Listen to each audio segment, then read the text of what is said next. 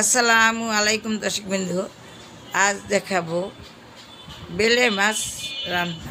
এবারে বাল্লা মাছ দেখতে পাচ্ছেন। বাল্লা মাছ এটি আমি ভালোভাবে কুটে পরিষ্কার করে ধুয়ে এখান থেকে বেলে মাছ বড় বড় দেখে কুটে ধুয়ে মশলা মেখে নিয়েছি। একটু হলুদ বাটা, একটু লবণ দিয়ে মেখে নিচ্ছি।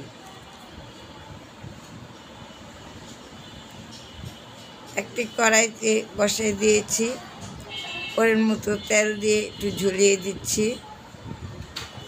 দিয়ে আমি মাছগুলা ভেজে নিচ্ছি।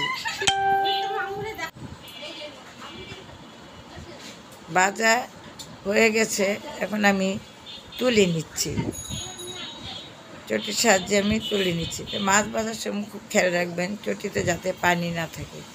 এখানে পটল একটু হলুদ পাকি লবণ দিয়ে ভেজে নিচ্ছি। আলু আর পটল মাছ ভাজার পর এগুলো আমি ভেজে নিচ্ছি। দেখতে পাচ্ছেন ভেজে নিচ্ছি। তাতে কাজ করুন, মনে মনে বেশি বেশি করে দুরূদ করুন, আপনার আমলনামা ভারী করুন। ভাজা হয়ে এখন আমি কিছু তেল দিয়ে পরিমাণ মতো পেঁয়াজ কুচি দিয়ে এটা আমি হালকা ভেজে নিচ্ছি। হালকা ভাজা হয়ে এসেছে, এখন আমি আদা রসুন বাটা 4 চামচের 2 চামচ আদা রসুন বাটা দিয়ে এটা আমি ভালোভাবে একটু ভেজে নিচ্ছি। তাহলে একটু গন্ধ হবে না।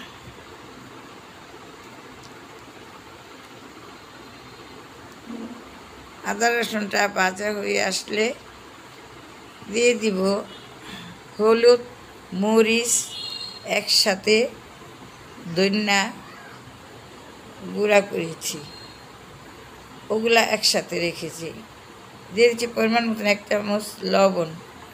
লবণটা আপনি আপনার স্বাদ অনুযায়ী দিবেন। মরিচটা আপনি আপনার পরিমাণ মতো দিবেন। অনেকে একটু ঝাল খায়, অনেকে একটু বেশি খায়, কম খায়। তো মশলা দিয়ে ভালোভাবে কষিয়ে এখন আমি পানি দিয়েছি। বলক আসার আগ পর্যন্ত আমি অপেক্ষা করছি।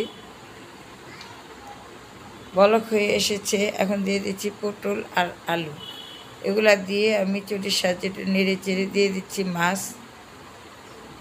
উপরে মাছ দিয়ে দিচ্ছি, বেলে মাছ।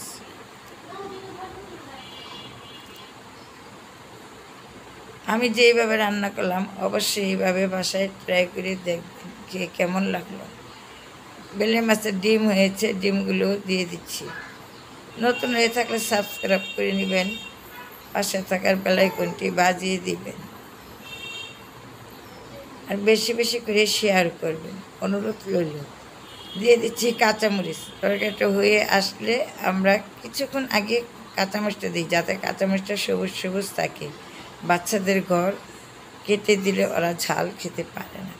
তো হয়ে গেল আমার রান্না। একটু ধনেপাতা দিয়ে 2-1 সেকেন্ড ডেকে রাখব।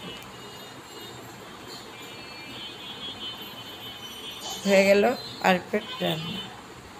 রান্নার কিছুক্ষণ আগে আমি সবসময় ধনেপাতাটা দিয়ে বেশি ঝাল করি না। তখন আমি পরিবেশন করে দেখাচ্ছি। তো ভালো থাকুন, সুস্থ থাকুন, এই কামনাই করি। আবার দেখা হবে নতুন কোনো রেসিপি নিয়ে। আল্লাহ হাফেজ।